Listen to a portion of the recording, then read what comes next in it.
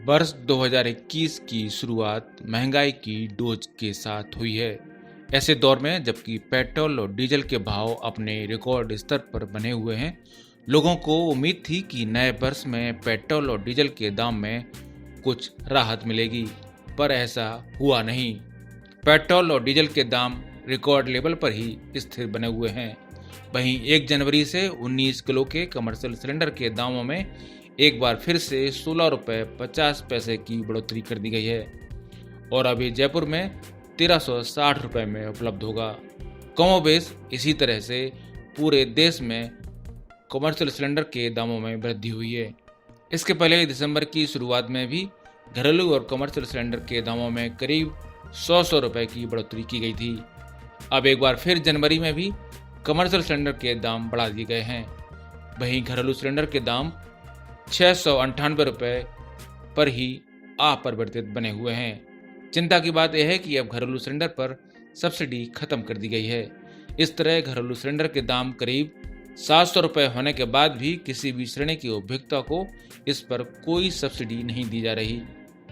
आपको बता दें कि मई 2020 के बाद घरेलू गैस सिलेंडर पर कोई सब्सिडी नहीं दी जा रही है। इसके बाद भी कमोबेश इसके दाम लगातार बढ़ाए जा रहे हैं। इतना ही नहीं, राजस्थान में इंडियन ऑयल के कार्यकारी निदेशक और राजस्थान में तीनों तेल कंपनियों के समन्वयक सुनील गर्ग ने स्पष्ट संकेत दिए हैं कि अब केंद्र सरकार गैस सिलेंडर पर सब्सिडी खत्म कर चुकी है और पेट्रोल डीजल की तरह गैस के दाम भी अंतर्राष्ट्रीय बाजार से ही तय होंगे। प्राइस जो है, जो पेट्रोलियम प्राइसिंग का मैकेनिज्म है, वह एक कॉन्टिन्यूस प्रोसेस है।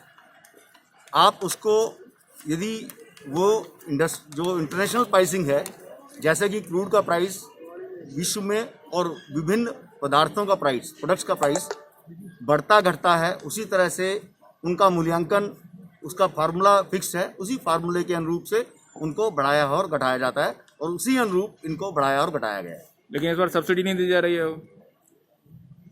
यह सब्सिडी क्योंकि प्राइसिंग जो है अभी रियलिस्टिक मोड में है, क्योंकि अभी इंटरनेशनली प्राइस जो बढ़े हैं उन्हीं को कंपनसेट किया गया। आइए आपको हम आंकड़ों से समझाते हैं कि किस तरह से गैस पर सब्सिडी लगातार 2020 में खत्म होती चली गई।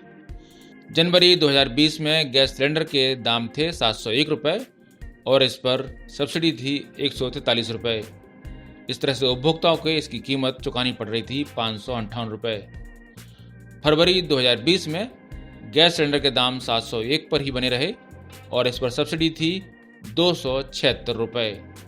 इस तरह से उपभोक्ताओं को इसकी 424 रुपये कीमत चुकानी पड़ रही थी।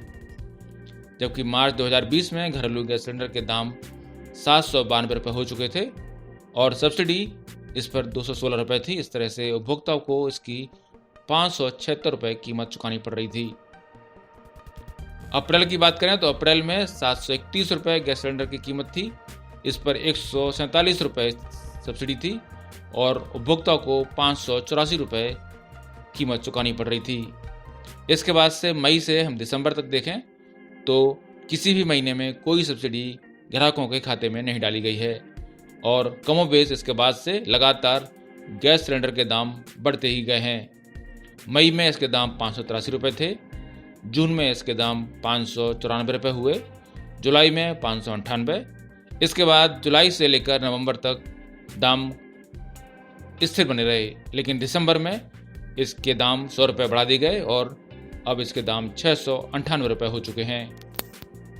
जनवरी में इसके दाम 698 पर स्थिर बने हुए हैं, लेकिन सब्सिडी 0 बनी हुई है। इस तरह से 700 रुपये करीब करीब खुद पूरे उपभोक्ता की जेब पर डाल दिए गए हैं।